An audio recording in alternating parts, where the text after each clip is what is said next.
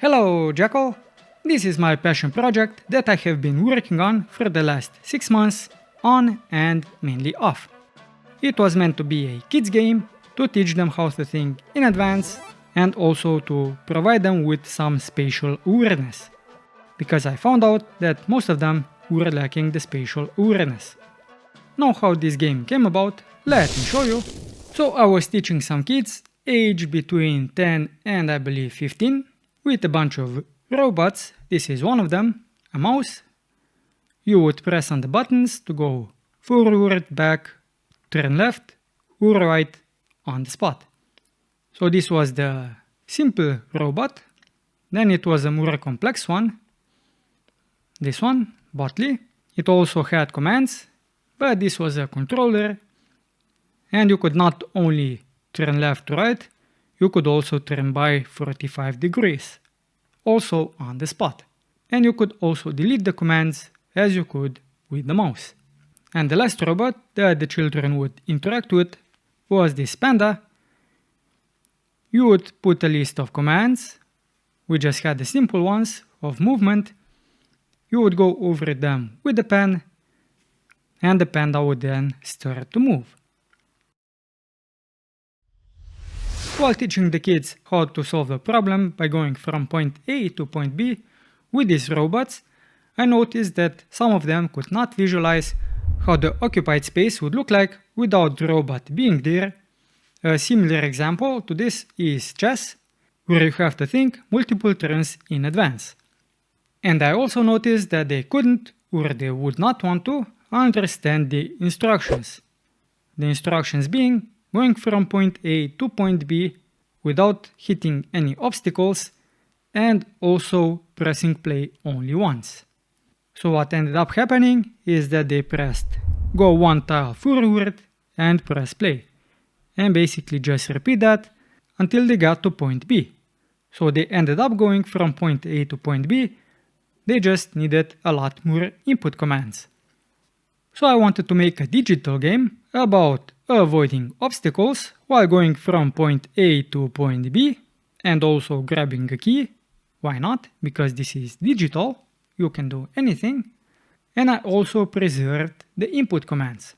So what they have used on robots, I have also implemented.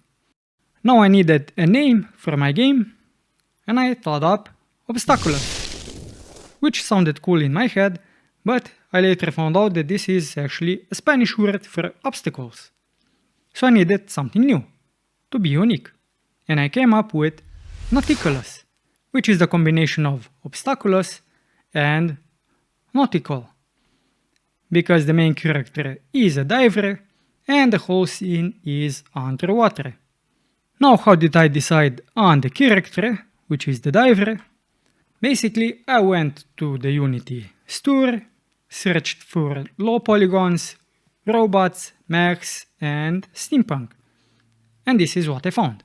So I got a diver, and also this kit includes a submarine. And it's free. But not only that, this diver does come with a walking animation, which looks nice. And it also has a goofy run with jumping. I didn't add this one in yet, but if I implement any kind of mechanic that would suit this animation, I will use it. What you have seen previously was my last build, but this was my first one.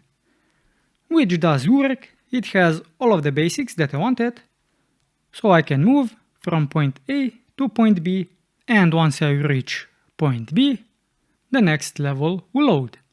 But what we did not see is any input commands. And that's because this first build only has keyboard input and no UI.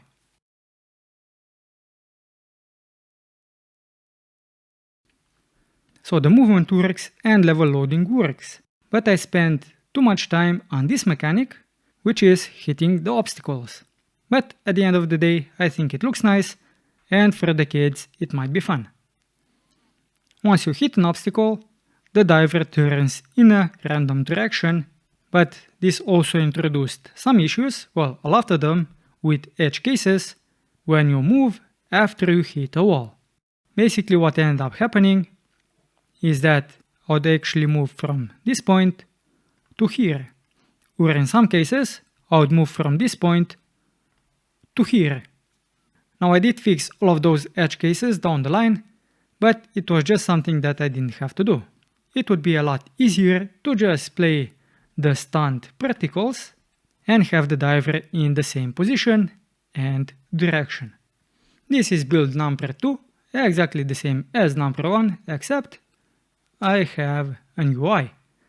So you can use all of the commands, you can delete the last command, and you can delete all of them and even restart the game. The main menu doesn't do anything yet, and what this shows is the last command entered, the previous command entered, and the previous command entered. And also when you play this, it will also show you what the current running command is, what the next one will be, and what the last one was. In build number 3, I have added a background, as you can see, with a bunch of swimming fishes and also some bubbles coming from the diver. But the menu still does nothing, which is what I fixed in this build, and I also added some music. So the menu works, because we just launched it, you have to pick a level before you can use the menu again. And I also added a key, so you first have to pick the key to unlock the chest. I also added this input level, which shows you how many inputs you used for this level, and whenever you press play, which is this button, the input level also increases by 1. So that is why the goal is to only press play once. In build number 5, I have added some splash screen just to test it out, and I've actually built some levels. So in here I can show you, we need 4 inputs to go forward while picking up the key and unlocking the chest.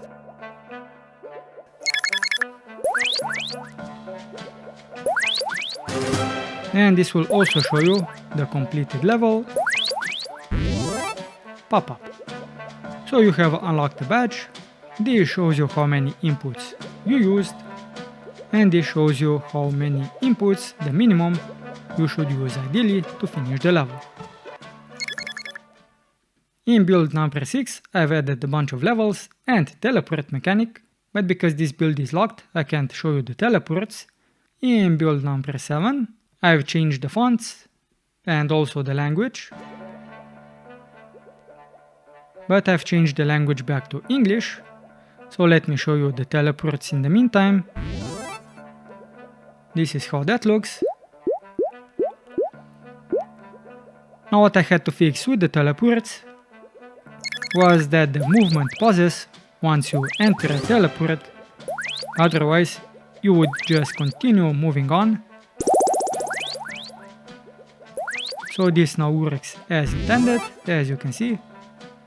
And I have also added a bunch of mines, some of them stationary, some of them moving, and they also move with different speeds.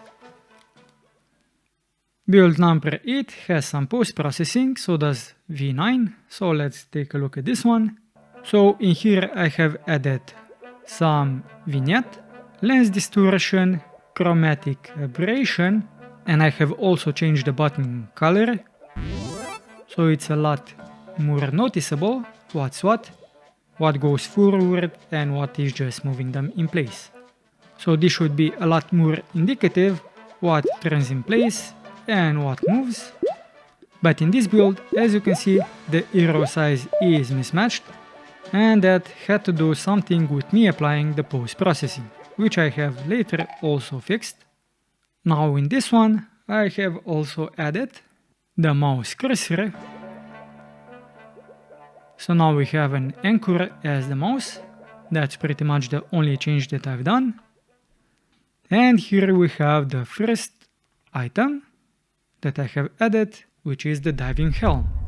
So the idea behind this was that you're also behind a diving helm or maybe inside a submarine looking down and giving the commands. But in this build, this was just static. So it was covering a whole bunch of UI that I've later fixed.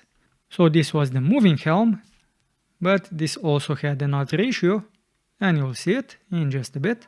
So the feedback that I got from this one is that I should maybe remove the inner circle because it gets in the way too much, which is what I have also done.